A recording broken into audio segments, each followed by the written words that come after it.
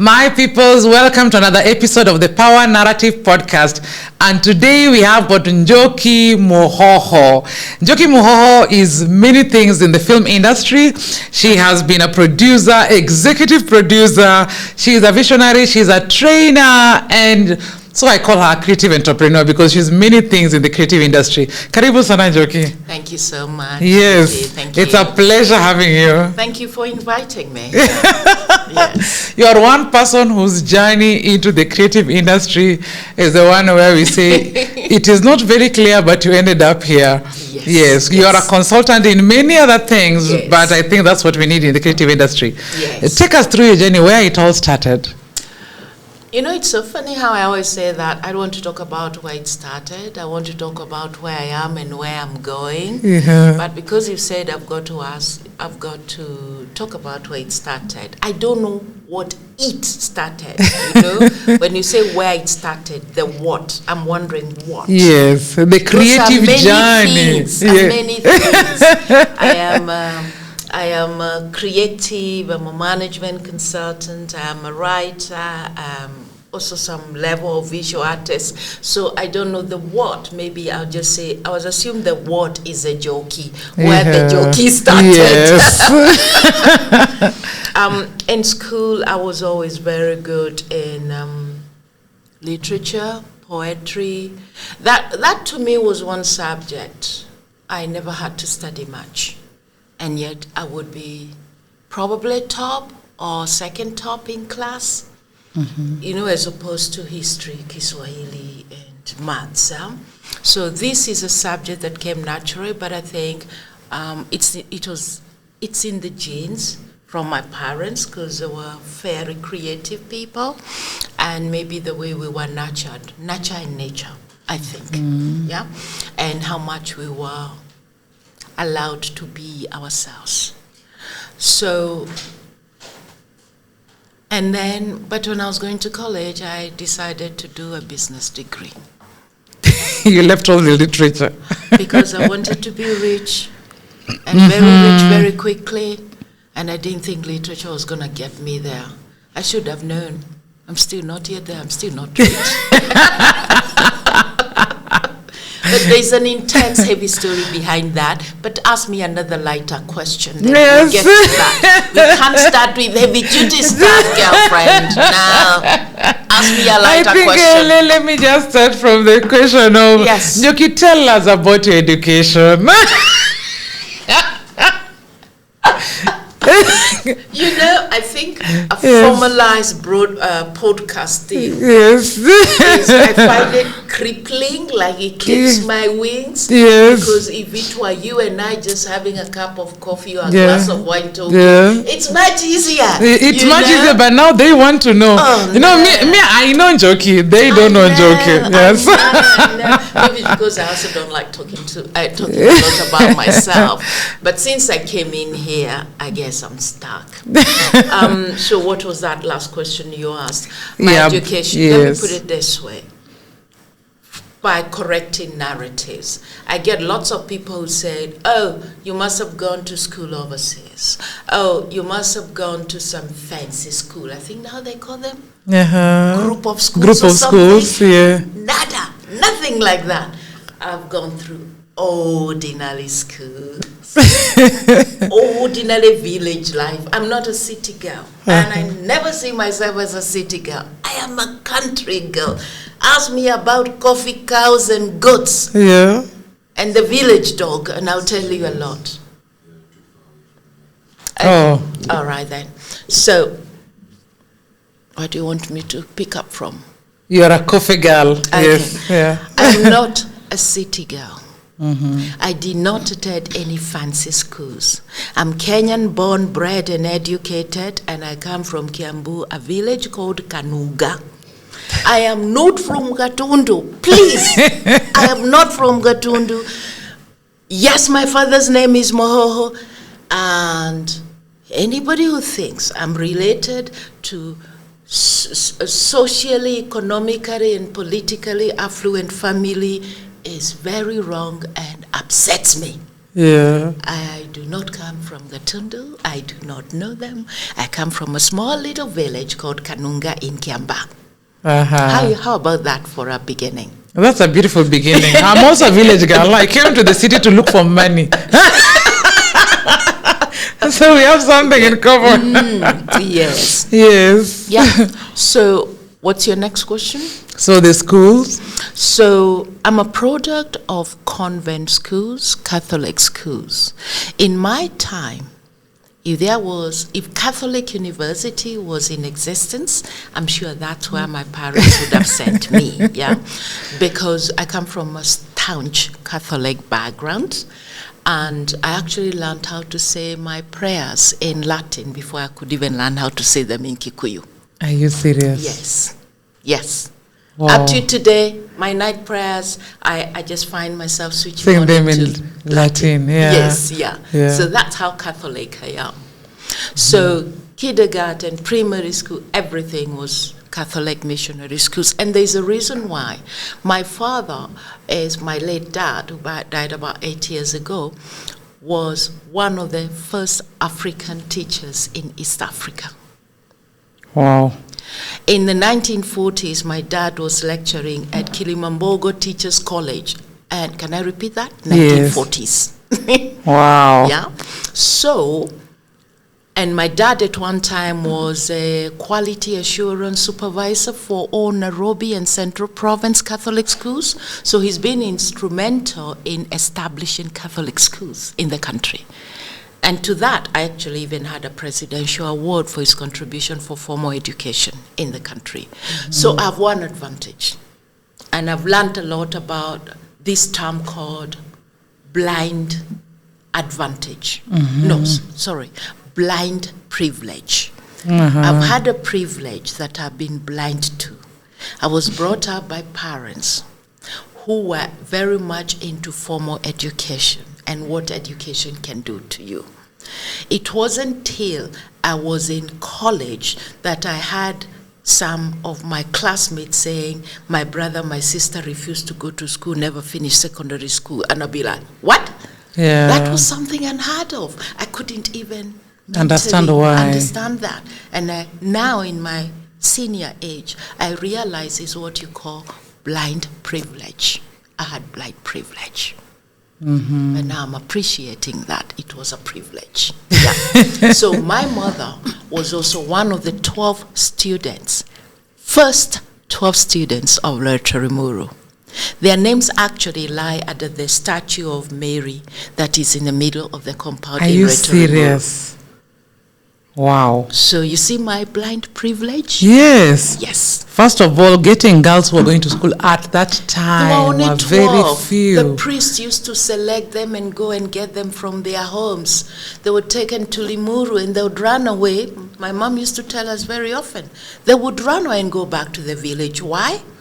It was too cold, and two, they were being given rabbit food, meaning salads. Oh! Yes, they would run away and go back. But I thought Kikuyus didn't like a lot of meat. They loved more githeri. But remember who is running the schools? It's a nun straight from Ireland.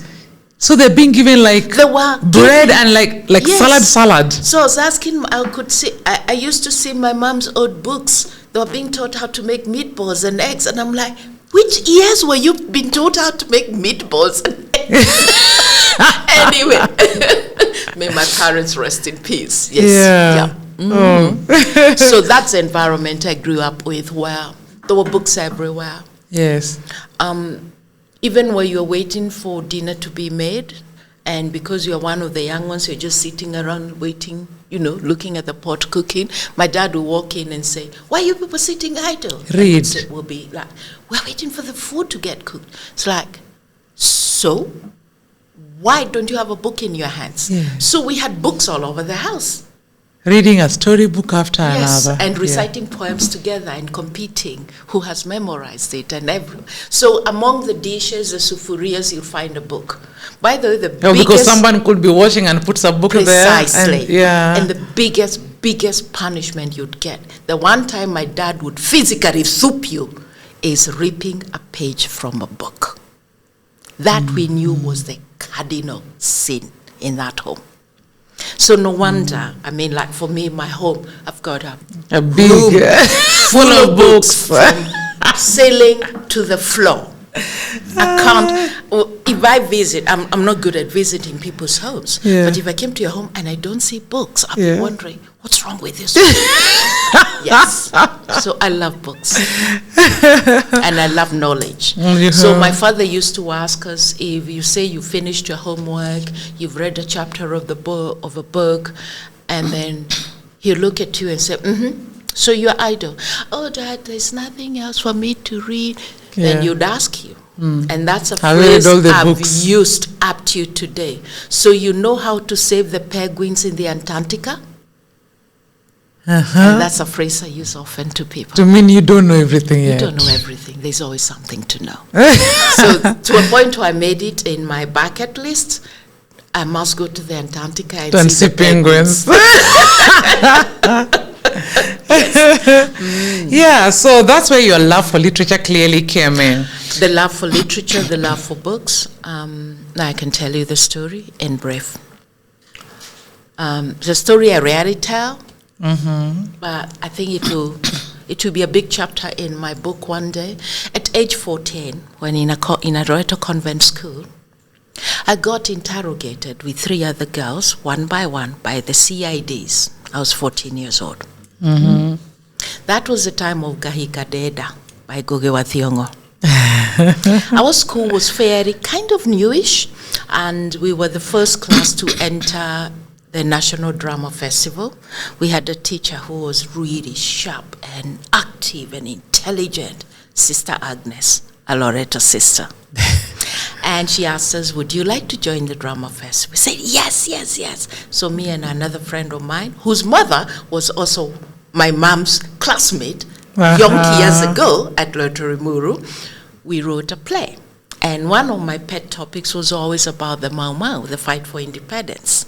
And the topic I picked was what was happening to the young girls when their men went to the forest.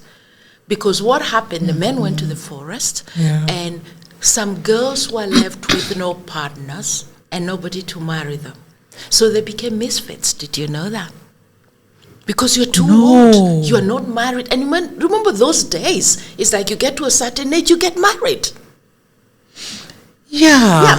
You know, we never think of that part. Yes. Precisely. So the play we wrote was a little bit more to do with the girl who is left in the village, and the man she thought she was going to marry is in the forest. But there was a political twist. Political twist was on these fruits of independence, who got them. Because the play starts with just the worst part of the Mau Mau fight and then the independence. So, and we used poems like from Isharamugo, and up to today, believe it or not, I can recite every single word of that poem. It's, I took my son by the hand, felt the warm flow of blood, comfort my cold heart. This way, we trekked 5 long miles to attend celebrations. It was a season of peace, away with agitators, love and brotherhood, Jew, division and hatred, Chini. We held of selfless sacrifices, away with agitators, love and brotherhood, Jew. Towards sunset, we set out for home, my son's little warm hand inside mine. He in his world, me in mine. Mother, he asked, do we have matunda ya uhuru in our hut? I laughed foolishly. Mother, yes, son. Do we have some? Move on, son. Darkness is looming fast around us. Okay, that was part of the play. You didn't know as a poet as well. Now I know another part. I'm actually a published poet. I'm a published poet. Are you serious? I don't have that book in my library. And I have a lot of Kenyan publishers. So now Ngugi wa Thiong'o then was having problems with his Gahikadeda. Yeah. It was around And that guys, time. Ngahi Kandenda means I'll marry when I want. I'll marry when Yeah. I want. And I'm very grateful for Stuart, the Yeah. theater director, bringing that play back so people of this generation can understand Yeah. it. And it was around that time that Gugi went on self-exile. So did Michere Mogo. Uh-huh. So I told you about being interrogated by CIDs. So what happened, in a nutshell, our play went on, number 1 in the district, number 1 in the province. But at the provincial level, we got more certificates, best original, best costumes, and again I won best actress in male role. But then they told us, point blank, You're not going to your state journey us. stops here. Yeah. Why? Because the winning plays would go to perform for the president. Yeah. And they told us, I still remember the gentleman who was a professor at the university, because I think I despised him for the rest of my life. He said, it's too political for it to go to State House. And that time you were a 14-year-old. Yes, and what would you have known at your age? Okay? So, that time you're very impressionable. So we went home disappointed but full of fire. We decided to translate the play into Kikuyu and perform it for the communities around. So it was announced in all the Catholic churches, there is a play, anybody wants to go and watch on this particular free. day. Yeah. It was closing day, and when parents would come to pick us up, it was a boarding school. And after the play, I remember one of my friends who was also a character in the film wrote to me, those days when we used to write to each other letters Yes. through the post office. She said, one of the board members gave me a lift, but dropped me at the police station. I said, why police station? Oh, it looks like he was going inside the police station. So we didn't know he went to report us. So during the holiday, first week of holiday, the nun's car arrives home, and I was used to it. Nuns and priests would come because of my dad's involvement with the Catholic Secretariat and all that, because he used to do translation of The material Bible, for the yeah. church. And all. So having priests and nuns driving in our compound It's was normal. kawaida, Yeah. So my dad saw the convent's car and said, girl, what have you done? I said, I've not done anything bad.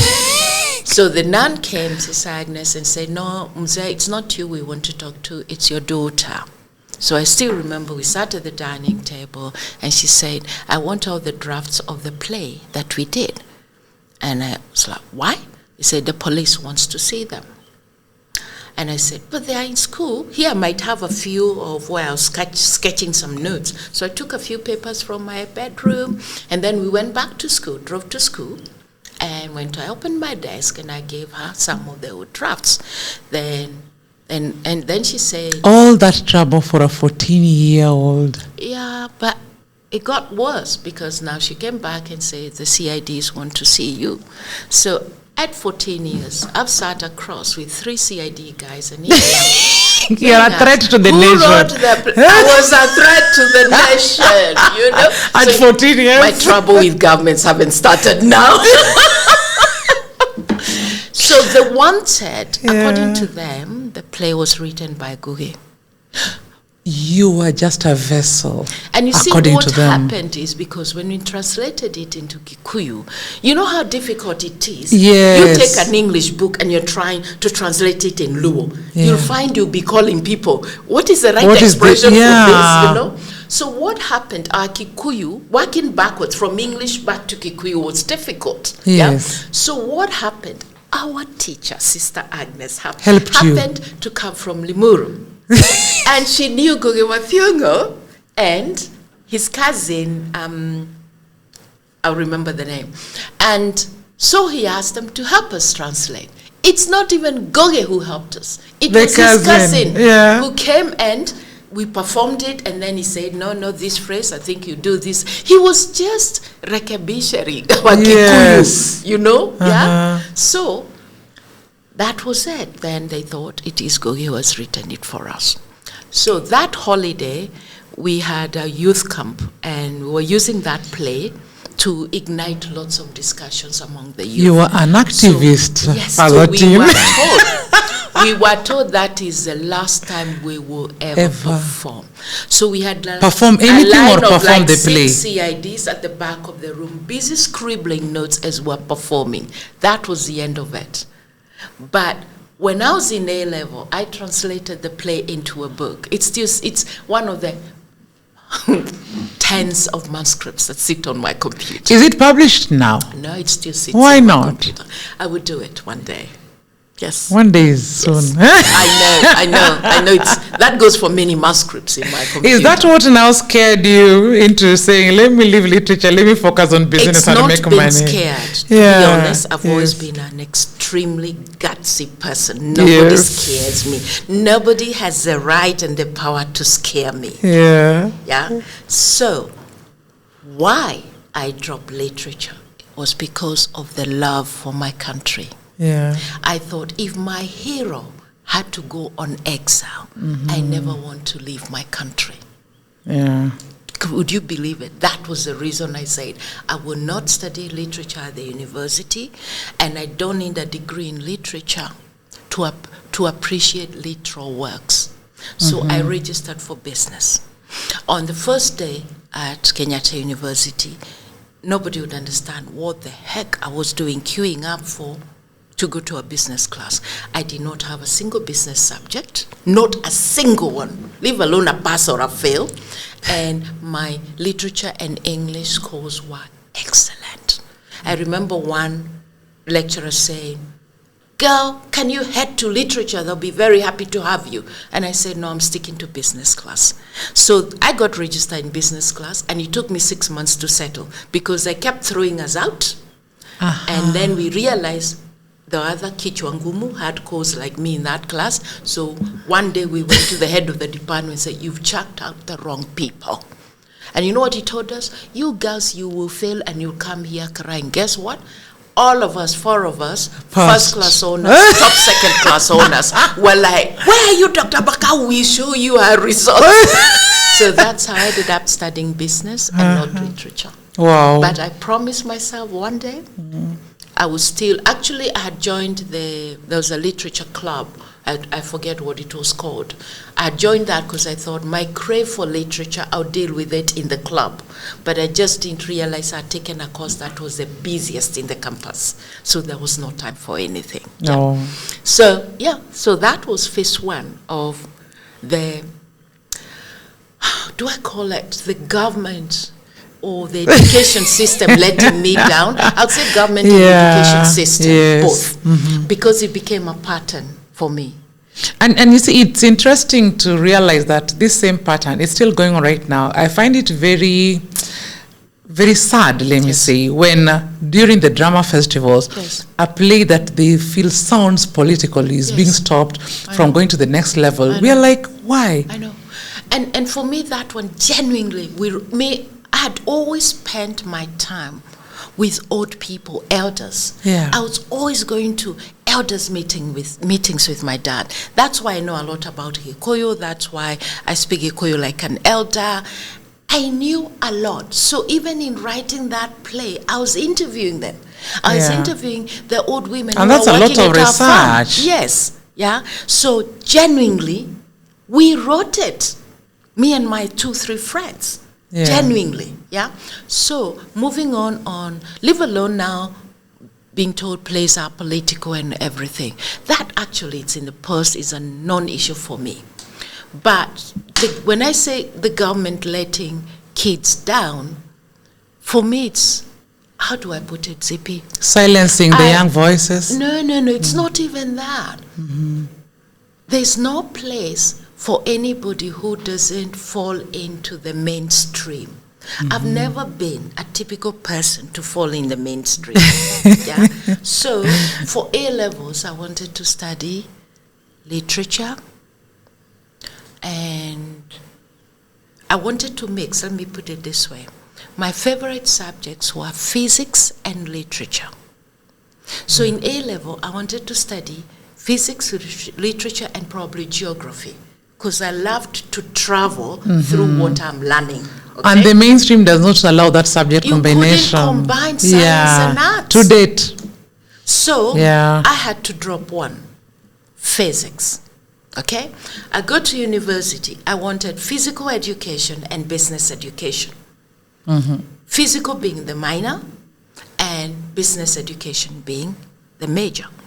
Again, nobody had ever taken that combination. Yeah. So I went to the head of department in physical education and I said, I'm okay doing an extra year at the university. I'm not in a rush. Yeah. So I will miss some classes, but then I will take another year and cover the classes that I've missed. And they told me nobody has ever even offered to do that. So follow the main. This is what we have. This is how we do it. So that is the second time I got let down. Yeah.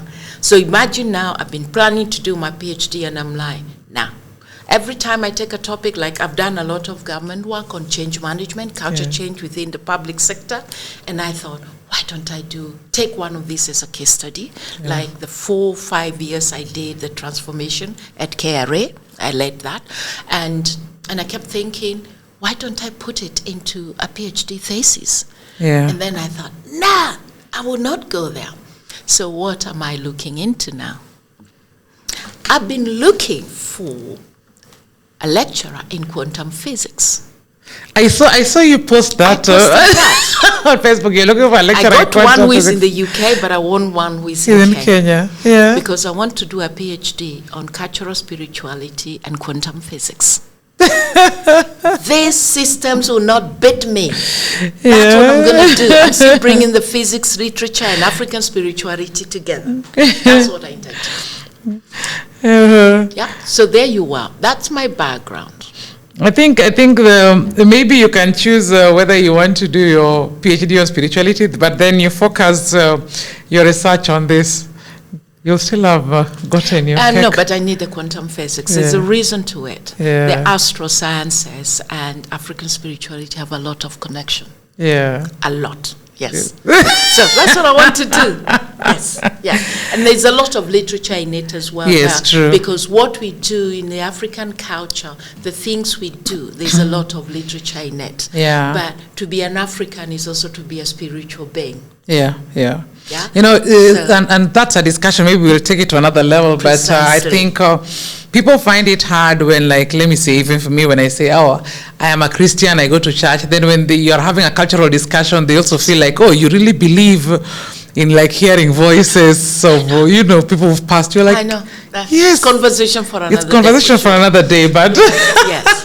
So that's my education background. That's what I was saying, the traditional question of walk us through where you went to school, what you studied. Nah, that's not the way I look at it. I look at it in terms of what were the experiences that shaped my life? What did I want to do? What did I fail to achieve then? And how have I achieved them now? So I'll tell you how I achieved that now.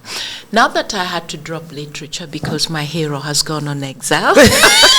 And I also wanted to be rich. Oh, I was so stupid. I'm still not rich. So I studied my business, which was great. I studied education, which was great. I think a degree in education is fantastic as a basis for anything. True. Understanding human beings and how they learn. The psychology and all what that. makes them tick. I think any kid will come to me and say, what should I do as a first degree? If they are not sure, I'd say, start with education. You can't go wrong. Okay? I never intended to teach. I've spent my entire life running away from teaching. And I call it the Jonah and the big fish. It's a joke. When somebody comes and tells me, please train us on this and this, I say, here comes Jonah again and the big fish, as in the Bible. Because I keep running away from teaching, and see how much training I do. From running the multi-choice academy, from being a management consultant, doing management and leadership training for now like 38 years. Wow. It still gets me back there again and again. So, going back to now how I got to be where I am. Where I am, of course, it's also, it will take another podcast to describe where I am. and what I do. But from college, I entered management consultancy at a time when management consultants were old, male, white. 3 things I wasn't, and I wasn't going to be able to do anything about. So at Pricewaterhouse, it was like 67, nearly 70% foreigners. So we were the token Africans. To help in balancing. Yes. And I probably was the odd one. Most of the other Africans were people who fathers were this and that. They've been to great schools overseas and everything. So why did I join consultancy? Because I like generality. Things where you are a specialist, but you are working in a very general manner. I wanted to travel. And for most of my life, the first maybe 15 years of my career, or 20 years, I was literally living off my suitcases, traveling so much, picking up skills. And today, throw in any industry and give me an expert in that industry, and we can have a conversation. Like, I'm trained for it, and I work for it. That's the beauty about consultancy. It gives you a shortcut in understanding every industry. So take me to refineries, and we'll be talking about fluctuating columns and whatever. Take me to gold mining, like when they were starting the mines in Tanzania, like one of the biggest gold mines, one of the biggest in Africa, and probably one of the biggest in the world, Geita Gold Mines. I started with them when they were just a feud. Even the engineers were living in tents. And there I was running communication, culture programs, culture integration, because we had the Canadians, the Australians, the guys from New Zealand, we had the British, and then we had the local people. And it was, at times it could be like the Tower of Babel. Understanding each other, the culture and everything. So I did a very long program there. That time I was based in Tanzania, and I was doing a lot of, especially after the end of socialism, there was a lot of helping the local people adapt into a commercial world, into a commercial environment, and then there was an influx of foreigners. So there was a lot of, call it the soft skills that we were doing. So that's what the advantage it gave me in consultancy, but it was very, talk about you want to achieve something, but you've got to put the hours and the hardships. It was hard. It was stress work. You arrive, you're off to Tanzania on an assignment, you arrive on a Sunday in Nairobi, and in the morning, and that evening you're off to Uganda, you're off to Zambia, you're off to whatever. It was that crazy. To a point where at times you'd wake up at night and you're like, okay, which country I am in? Which city am I in? That sort of thing, Yes. And one time in extreme stress, I thought, how do I relax? I've always relaxed by doing something creative. I used to write a lot, but never really publishing. The first work I ever published is a friend of mine who came home. I was typing something for her. She noticed these files and files and files of work I'd done, and she stole a couple of them, submitted them for publication in a women's anthology, then called me and told me, I have submitted for you. You will probably never talk to me for the rest of your life, but your work has been shortlisted in a women's anthology. That was Philo Ikonya. She's the one who got me to start publishing my works. And that's how I got my first poem published. Yeah? Yeah. Wow. Yeah. They always say you are just too scared because you haven't started. And then I wasn't doing it for publication. Yeah, you're doing it that for was fun. My pastime. Yeah. That was my pastime. Fear stops us from doing a lot of things. And you'll realize there are a lot of writers who don't publish because the perfectionist issue. And then if you're not writing to publish, you're writing because this is how I relax. Yes. Then when somebody says you need to publish this, you're like, no, it wasn't going to be a job. I don't want a task. It's already fulfilling. Now the pressure, when is the next one coming Precisely. out? Yeah. That's what happened when I published my first management book. Yeah. Up to today, I keep on being asked, when is the sequel? Where is the sequel? Yeah. And I'm like, no, that was not the plan. But then, what I was doing then, I had the East African newspaper. I was one of the first columnists, but I was writing on human resources, on careers and everything. So after that, I think I've written for all the major newspapers for a long time. I wrote for Standard Saturday. I wrote for, Nation on Saturdays. I wrote for Standard in a financial pullout on corporate matters.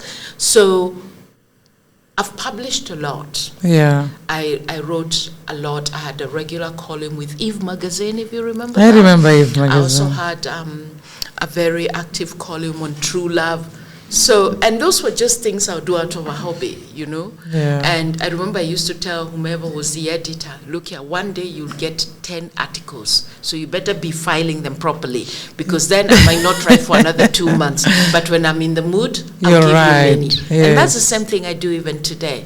I might wake up in the morning, I feel like writing, and I'll write a lot. Some, they have no beginning, no end, but doesn't matter. Now bring us back to what we know you popularly for.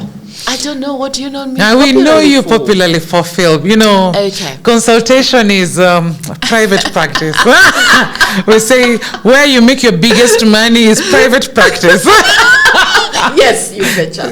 So, with all the stresses when I was at Price Waterhouse, I told my colleague, I said, I need to take a break. And the only way I can take a big, proper break from this stress is I work on a deadline, because even up to today, for me, when you ask me to do something, I ask you, by when? I think even when you invited deadline, me on this, yes. I was like, da-da-da-da-da. So, Mnet was new, was very new. They had a temporary desk in Marty Choi's offices, temporary, manned by one person, temporary. I think she was there a few hours in a couple of days a week. And they started a competition called New Directions. They were looking for script writers. I had never written a script. I had never seen a script. And I didn't even have a friend in the film industry. We're talking of early 90s, about 92, 93. But in my house, I had a library of over 600 VHS tapes. Movies. Some I'd watched 6, 7 times, because in my many travels, I would collect these tapes. And I used to make fun and say, I could write a movie, Yeah. But I had no idea how to do it. So I remember I went to the office and I said, I would like to participate in the competition. Do you have one for Gubaru criteria? Those who have never done this before. And they just want to try. And I remember the lady who was running the desk, Vivian, saying, we're assuming nobody's a professional. So there is a starter pack. Here it is, go and study it. The deadline is in, I don't know, was it 4 weeks' time or something like that? So I went home and I went through the pack. And have you ever read something that's in English but you're reading Gujarati? I'm like, treatment? The only treatment I knew is what you get in hospital. Synopsis? Yeah. I'm like, is it like the executive summary of a consultancy report? I was that stuck. I looked at this, the jargon itself didn't make sense. So I deliberately looked at all this and I thought, Njoki, what are you good at? And I said, I am good at receiving terms of reference from a client and working to terms of reference and delivering an assignment. That's now the consultancy speak. I decided I would take this creative project like a consultancy assignment. I've got to read the terms of reference. I've got to look at the samples of the work given and see how I can use now my creative side of me to deliver. Yes. So it's not that I took time off. It's like, as I remember that time, that was a time of total quality management. management re-engineering. Those were the phrases we were throwing out there in management consultancy. And I had a big job in Kericho in Brookport. And I used to travel to Brookport like every other week. I used to travel to Magadi Soda like every Thursday for like 2 years. What? Yes. So those were my consultancy assignments. And I love long distance driving. So it is in those journeys that I would think of what story will I write. 4 hours to the deadline. I remember telling my colleague and boss, oh my God, it's deadline in 4 hours and I haven't written. The story is still inside. 4 hours? Yes, the story is still in the head. So he said, get out, go home, go and write. Fortunately, the Eminent office and where I used to live were very close. Do you know, I went home, switched on my computer at home, started writing the script, delivered it, and forgot all about it. And that time you have to come back and deliver, hard copy. Yes. Print it and deliver. So, forgot all about it. For me, it was mission accomplished. I wrote a script. I've delivered. I've met a deadline. 6 months later, I get called, and we're like, we've selected several of you. So me, I'm expecting a group of like 30, 40 people. We were 6. I'm like, what? 6? Yes, selected. So we're given a 2-day workshop, which for me, I kept getting so bored. I'd sit on the floor, I'd pace up and down, because I'm like, make it fast, move faster, because I'm so used to the logical structural thinking of a consultant. So we were asked now to go and rewrite your scripts and submit. So we did that. Then we were called to a cocktail. I remember at New Stanley, they were giving us certificates, and I remember I was there with my boyfriend, was like, they've forgotten you. I'm like, yeah, they've given everybody, they haven't said anything. Yes. Then they called my name as the winner. Wow. That's how I entered film industry. Back to literature. Yes. So, yes. Nikajiita mkutano. I called myself for a meeting and I said, this is the biggest fluke on earth. Yes. Or maybe I have a little tinge of talent. Yeah. So I asked myself, how will I find out if I have talent? They took us, a team of, I think, 4 from each country, a director, a producer, a writer. They took us to Gorée Island. Where is Gorée Island? Senegal. Yes. Yeah. And that's where we have, we say, the father of film in Africa. Not only that, it is also the place of the door of no return, where the slaves used to be loaded into ships. This island, I think, had a population of 2,400 people and 1 donkey. The donkey was for collecting rubbish, and no cars, no nothing. Yes. And they put us there for like 3 weeks with all the best filmmakers from Africa. And it was a master class that went on for 3 weeks. I was the only one with no knowledge of film. And I enjoyed asking all the stupid questions. The good thing, you are always asking questions. To date, Njoki. I'll be like, and then you rack camera. You rack a who? What is racking? I enjoyed being stupid. Yeah. So, and with that, because of my stupidity, which I broadcasted and celebrated with everybody. You know, people look at that as curiosity to learn. Everybody was teaching me. Yes. And I thought, I made a decision on Gorée Island. By the way, that's why they shot one of the scenes of Alistair MacLean's book, Guns of Navarone. So that was also very inspiring. Yeah? I'm sure the younger generation will be asking, Alistair, what is that? Okay, it's a novelist who's very famous, and his movies were like What Happens to Spielberg, Stephen King books when they're made into films. That was what Alistair MacLean was those days. Yeah. So, and when in that island, I made a decision. One day, I would take a sabbatical that's not less than 3 months. And I'll go and learn with the best. The very best in the world, not Africa. Yeah. And then I will know whether this was a fluke or I've got talent. 4 years later, I arrived at Los Angeles. As soon as I landed and got through the immigration, I remember I sat down and I said, oh, where do I go now? I have classes tomorrow. I have no idea where I'm going. I have no idea where I'm spending the night. Yeah. I just know I have my 2 suitcases here. And that's how the journey began. That was my Hollywood journey. Then we had Mamaduka. Little did I know, even my school, New York Film Academy in Los Angeles, was right inside Universal Studios. Ignorance is good. And we were in the building which they used to call the Spielberg's building because he had the floors above us. Yeah. Yes. So most of our lecturers were also working with DreamWorks and all that. Yeah. So yes, I got trained by the best. But that's why I took all my life savings. Yeah. That's the most important thing. I saved to do this. Wow. And I took all my life That's savings. serious intention. 4 years of saving every single coin. I paid for myself everything. Wow. Yes. Wow. That's sacrifice. Yes. That's a lot of sacrifice. It wasn't sacrifice because what else am I sacrificing? This is a priority. I'm very clear on what my priorities are. Yes. You were in your youthful years. There are a lot of travel. Remember, you love traveling. You sacrifice having fun.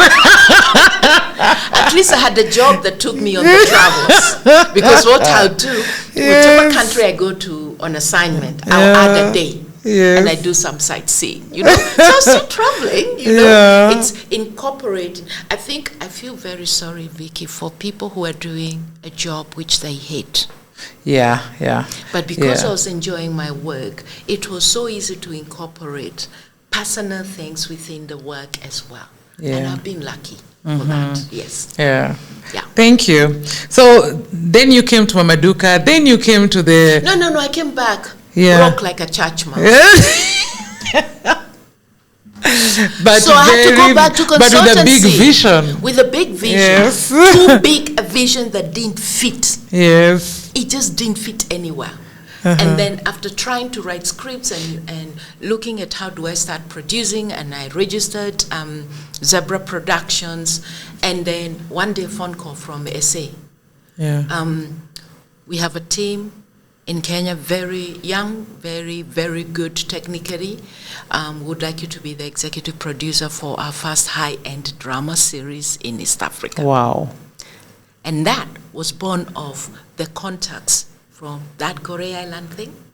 Oh. And for me, the first thing I said, I'm not a producer. Yeah. I want to just write. All I wanted was to do script writing. I never wanted to do anything else. Yeah. And they said, but what do you do in consultancy? You do project management. Yes. It's the same thing. You've got your terms of reference, you've got a work schedule, you've got delivery dates. Yeah. That's all you have to do.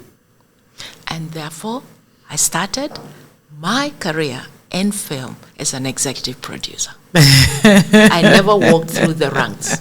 I didn't. Why lie? I didn't. Yeah.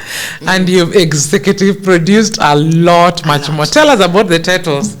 Like your current title, the ones we know is? I've changed my title as executive producer. I'm a showrunner because I realized in this end of the world, they lie to us. Yeah. They call us executive producers, but we are the people running around up and down, looking for money. By commissioning editors, left, right, center. You know, yeah. We are showrunners. We are not executive producers. Making 1,000 calls. Executive producers sit in some executive office here and they call up their minions and tell them, do this, do that, report this. As we are out there, we are the ones being abused by cast and crew. We are the ones who are going to social media. We are no EPs. We're just showrunners. Yeah. Anyway, so the first independent production I did, first of all, we did changes. And I don't mean changing times. I mean changes. The first high-end drama for East Africa. We had cast from Tanzania, Uganda, Rwanda. That was the whole plan. Yeah. And I loved it. Yeah, and we had a lot of mentoring from teams from South Africa. I loved it and I learned a lot. We did 3 seasons of it. The first season I did it with another company. Second season I took over as Zebra Productions. So season 2 and 3 was done by Zebra Productions, commissioned work. Then in between, I started doing my own independent production, Mama Duka, which everybody keeps saying, when is it coming back? When is it coming back? Which I actually shot. The set, it's one set, and it was inside the car garage at home. Yes, yeah. So that won the AMVCA Best Original. And I was very, very happy because that time Nairobi Half-Life was taking all the awards at the AMVCA. But I beat them on Best Original. Yes, yeah. So that was over 150 episodes. And some I did, same episode in English and in Kiswahili. It was aired on DSTV, Maisha Magic. It was aired on in-flight Kenya Airways, Base, Safaricom, and all that. There are lots of people who ask me if they can have it on their platform, but I'm still holding on to it. I don't want it to be overexposed. Yeah. So that's one. Then I've done Salem, which is an adaptation of South Africa, Gomorrah. Yeah. That adaptation was not always easy because our cultural nuances were, because of the tight delivery times, we didn't have much time to change. Yeah, like I thought it was there's too much gun and violence, that not at the level which we have in Kenya. Yeah, so true. much as we tried to tone it down, I still feel we could have toned it down a lot more, but there was never really time to do that because of the tight delivery schedules. So that I did 560 episodes. Wow. Then there is Shanga, which I was so proud of, that we have the first cultural telenovela, but also ended up being most painful, very painful. Story for another day, in that I feel what I pitched, I only did 40% of it. Really? Yes. A lot of things were changed. Yes. What I had visualized. The question is to fit whose narrative? To fit, let's say, to fit a budget and a delivery schedule. And that is all I am going to say. Yeah. But that production hurt me a lot, in more ways than 5. Yes. Because the journey was going to be big and amazing. Yeah, and you involved a large community. Oh, right now I have a community that they're bosom friends. I go there often. When I broke my hand, they were supplying me herbs. When they knew I had a spine problem, up to today, they would ask me, have you finished this and these herbs? I'm not allowed to buy honey from the shops. They deliver original herbs, and it comes from the elders. Not just the elders anybody. of the Maasais in Kajiado. Yes, yeah. Wow. So we are like, That's they have a lot of respect that make me feel, wow. Yeah. So, I think even for the audience, it was good because there was a difference. This was us, Yes. I think the only thing I had, people are like, oh, why can't they have real Maasais to act? I'm like, but those are not actors. But it is acting. We really looked for them. Yes. They were not. If we had time, Yeah. like if we had a year to prepare for the production, Yes. would have gone, like, Trained. there's one elder who even Yeah. gave me space and Yes. said, you come here and train them here. Yeah. I'm giving you the land and the shed for free. Yes. We could have But done also that. there are things I always say, people need to understand that acting is not that, where if you need somebody who has depth, it's not just easy to pick somebody who looks good. Precisely. You need somebody who has got experience and can really deliver. And Yes. the actors looked it also. I know. Yeah. Yes. So, and then I also realized, like, people would say, oh, Maasais don't dress like that. And I learned a lot that even the Maasais are so different. And the ones we see in Nairobi, Niwa, Arusha, they are not Maasai from Kenya. Yes. Most of them even for talk Narok are Arusha. different from Kajiado. Precisely. Yes. Like I remember somebody kicking a fuss saying, no, girls don't wear bright. I don't know, they don't wear yellow. No. And then the beads are different according to the somebody culture. was saying, no, those are for men. So I got one of the elders to do a whole video on the significance of the various accessories. And the different colors for different clans and communities. Precisely. Yeah, so I learned a lot. Yeah. Not to mention, we learned a lot of my language. So even now when I go there, I'm always a share, you know. Yeah, Sholeng. Yes. People like actresses like Foy learned so much. Yes. For me, I'm not good in picking languages, but I loved it that even the cast and crew, there were things like saying, I love you, how are you, thank you. Yeah. They would never use English or Swahili, they just use ma. It's beautiful, isn't it? Yeah. Tell me about your work at the Kenya Film Commission Board. That was a long time ago, where I was, not long ago, because it was to do with the new constitution, where it was the law now, anybody sitting in any government board, parastatal, must have a degree. Yeah. This was to avoid the pause where a lot of people were being given political appreciation posts. Yes, precisely, and that was pulling the country down. So at the time, to be honest, there weren't as many graduates in the film industry. Yeah. Graduates and experience. Yes. So that's how I ended up in the board. Yeah. So I sat there for a whole term. My chair was Chris Foot also. That fact that they brought somebody like Chris Foot, also it was like signifying a new era, because before you'd find is a retired government officials who would come and head boards and all that. So I sat there, and I sat in the board. We tried to drive a few agendas, but to be honest, it was a transitional time. Yeah. Now I see what Tom Owase has done, and I'm like, great. Because then he was just like a middle-level manager. Yeah. And to see him, I remember we tried to get him promoted, but we like, no, you can't be moved from here to here. You must first go through these levels. So to see him and see you and the amount of work he has done, I feel great. Yeah. And I tell him that quite often. Yes. Yeah. So and the journey of Kalasha, we just celebrated Kalasha the other day, and people are there are mixed reactions. Like now we have got, should we say, the Oscars of Africa. So tell us about your thoughts, just your general thoughts.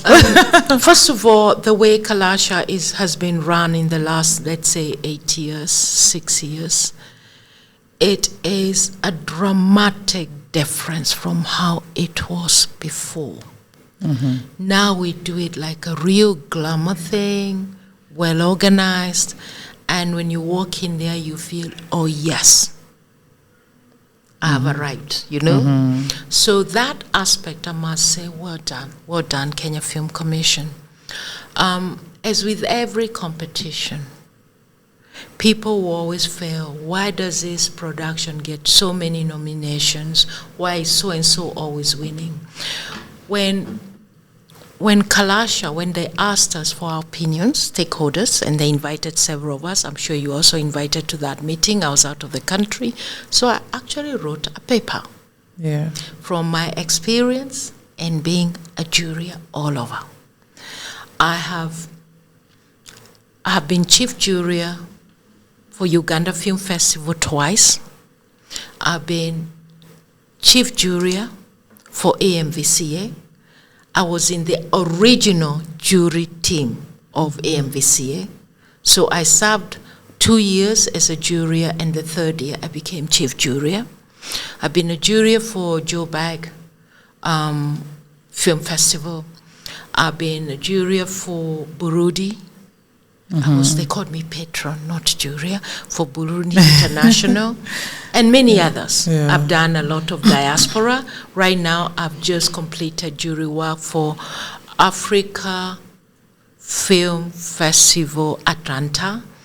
I've also done Africa horror films. I forget whoever was doing it from which country. And I've been a juror for the International Emmys. This is my 7th year running. I just submitted my scores yesterday. Emmys. Okay. Let them hear that again.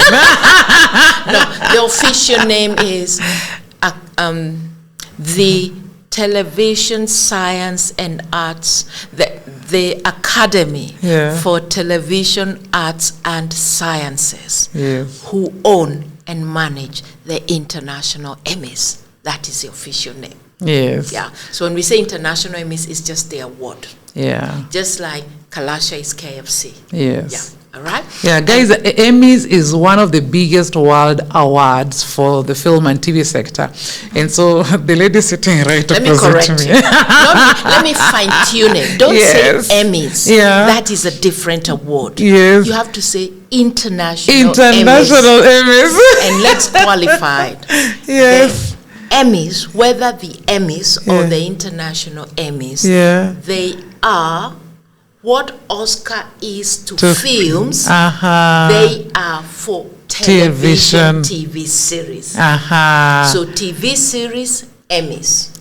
Yes. Oscars to films. Okay? Yes. But if, okay, and I know now America is retrogressive, but if you allowed the Americans to compete with us, we would never get anywhere. Yeah, that's true. Yeah. Therefore, it is separated. The international. The Emmys are for Americans. USA. International Emmys for is the rest of the world. The rest of the world. Yeah. So Njoki's little production, Mama Duka, can you imagine competing with K, Korean, whatever, you know, and you're competing with Netherlands, Belgium, you know. It's still big, Njoki. It's still really big. Yeah. So each year I like it because they ask me, will you still be a jury? And I say yes. And they say, which category do you want? So at times I go Asia, at times I go Latin America. This time I prefer to do Europe because having just come from Series Mania, I thought I want to know more about Europe. So what I was doing was really on Europe, and that's a much I can say because the process is not over. Yes. Yeah. So what's next for Njoki? What's next for What's me? next? Yeah.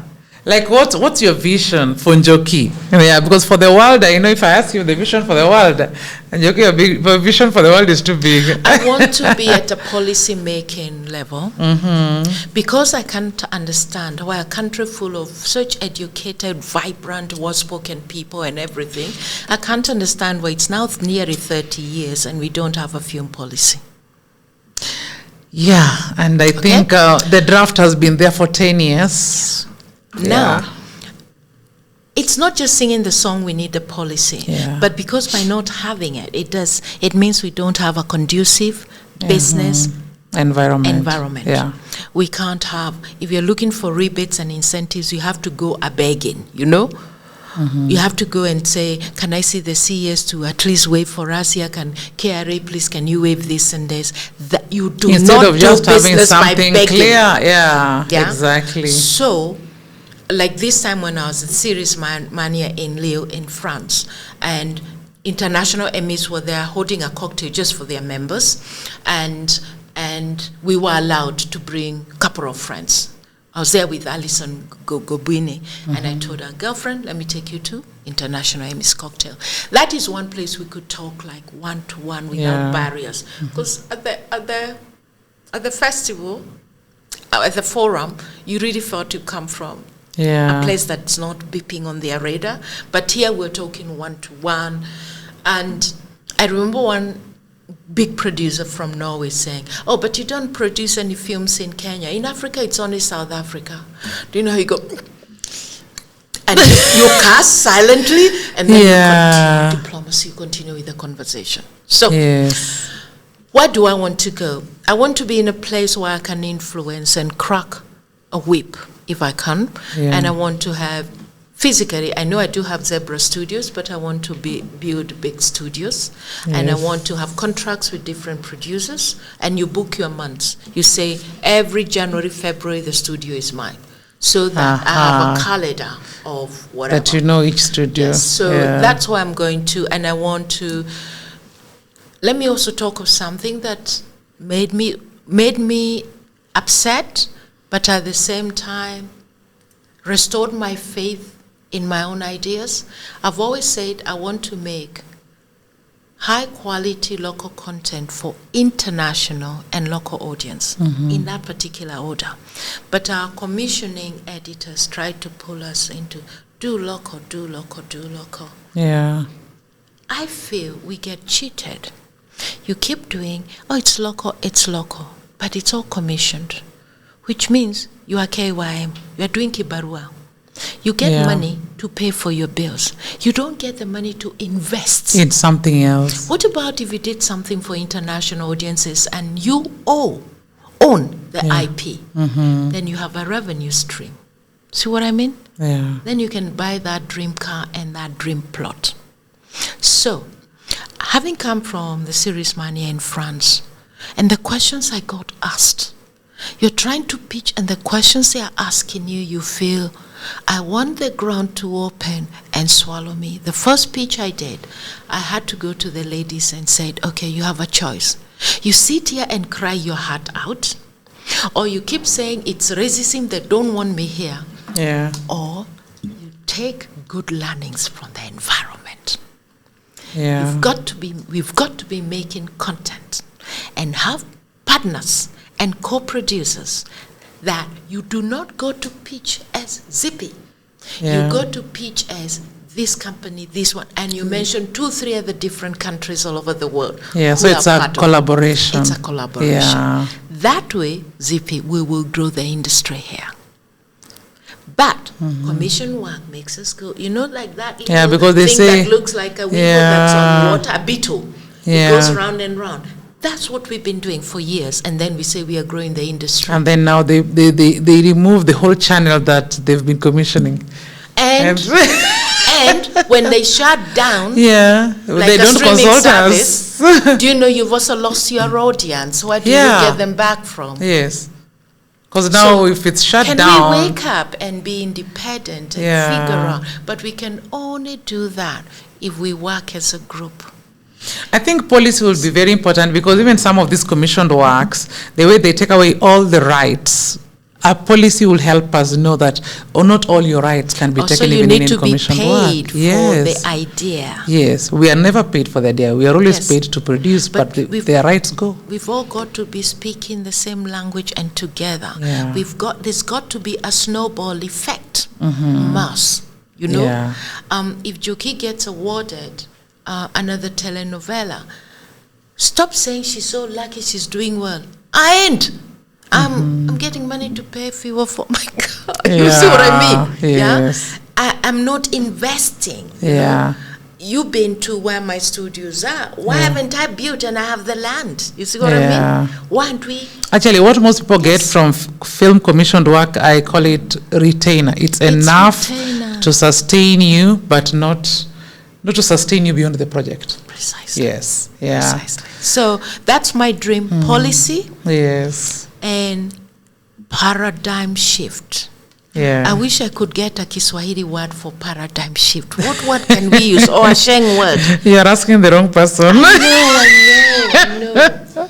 It's like, turn your head round. Turn yourself. Start standing on your head. Let's put it that way. Yes. Start standing on your head and look at things from a different angle. perspective. Yeah. Mm-hmm. Yeah. Something's got to give in this industry. If you look at the fights we get with we producers, with cast and crew, if we were thinking a totally bigger picture, those are not things the will fights be we should be different. having. Exactly. We should be having totally different kinds of fights. Yeah. So that's it. So I continue to be a management consultant. I continue to be a film producer. Yeah. And because one is paying for the bills, the other one is paying for the soul. It's for the soul, and its significance is the hope that this industry will grow. I've been involved in this industry not because it makes money, but because I want to contribute to its growth. There will be change. Hopefully. Yeah. We are training people, so there will be change. Meanwhile, I'll continue with my dual career. Yes. Njoki, I want you to choose one of the cards and then... Pick one for me. I pick one for you? Yeah, whatever. Because I know you a bit, I'll pick travel. All right, then what do you want me to do with this? So tell me a story or life lessons or anything why travel, I love traveling. But but I don't travel comfort. Yeah. Travel is total wastage of money. If you arrive in a country and you go in a hotel, you wear your heels and you sit down and watch the sunset, cocktail and watch sunset. holding a cocktail. Yes. That is total waste of money. Yeah. You could have done that by watching a movie on the same scene. Yeah. I hike a lot. And when I hike, it's a joke among the people I hike with, because whenever Njoki comes down the mountain or comes from wherever bush we've been in, the first thing I do is I look around for a local home. And I always say, go there and say, Hodi, mama, habari yako, unajai? And I sit down and we have tea. They will not only offer me tea, they'll say there's food from last night, Yes. and the stories you collect. It's the storytelling. I have a permanent guide, but we always pick a local guide wherever we go. That guide. Those hours when you think you have punished your body so much that you're thinking, why the hell am I not in my bed? This time I'm going to die. Like when I did Ololokwe, where we had to start climbing at 3 a.m. because by 10 a.m. it's so hot. You can't even do anymore. But it's not just the scenery and the exhaustion and the pushing your body and the sense of achievement. It is the stories you share with those guides. Yeah. Travel means picking human stories. And I'm a storyteller. I don't just tell stories, I collect them. And then every travel is an adventure. Yeah. And you have stories to tell. Like when I went to Azerbaijan, and I think the only black person they had seen were the U.S. Marines. So they thought I was an American. And I get into the airport and they are like, how do we get you out? Where is your visa? I'm like, it said, I get the visa here. Why didn't you get it from your country? We don't have an Azerbaijan embassy. Yeah. Then they're like, why didn't you go and get it in Armenia? So how do I get then the visa to get to Armenia? And you know what had happened? Some rules had changed between me flying and arriving. It took me 10 hours at that airport. And all I remember asking, this guy could barely coin, the supervisor in that whatever. All I remember asking him, and he could barely speak English, is there coffee? Yes. Is there brandy? Bar? Yes. I'm like, okay, I will wait. I waited 10 hours, and that was fun. 10 hours fun. I'd given myself 48 hours. If in 48 hours, they don't figure how to get me out of the airport, that's when I'll fly back. But 10 hours, 10 hours you were done. Hours, yeah. Fun. You had your brandy. I had my coffee, I had my brandy. Yes. Thank you so much, Njoki. I think we'll have to invite you again so that you tell us more about the Mugumo tree. Yes. The hiking experience. There's still just so much. I think, and you're a storyteller, you know, you collect stories, so you have so many stories, you know. Okay. There is so many sides to Njoki, guys. As you have heard, she is a producer, writer, poet. I didn't know she was a poet, but now I know. But on the other side, she's also a management and leadership consultant and policy and executive selection. Executive. I've been behind lots of very senior executives in this recruitment of justice. Yes. Yes, yeah. Okay. Yes, so Njoki is many things, and she's one of my mentors, and so I'm really honored to have her on this show. Yes, I really look up to a lot of things. Anyway, that's the first time I'm saying it. But anybody who look up on me is a bit crazy. I know I am, so it's okay. Just be you. You've always been you. You've always been you. Just be you. So thank you so much for sparing the time to be with us here. And to everyone watching us, thank you so much for watching. This is the Power Narrative Podcast by Dr. Zippy Okoth. Kindly subscribe if you haven't, and follow us on all our channels on social media, and keep it here for many more episodes and guests. Thank you very much. Asante, Njoki. Super. We're done.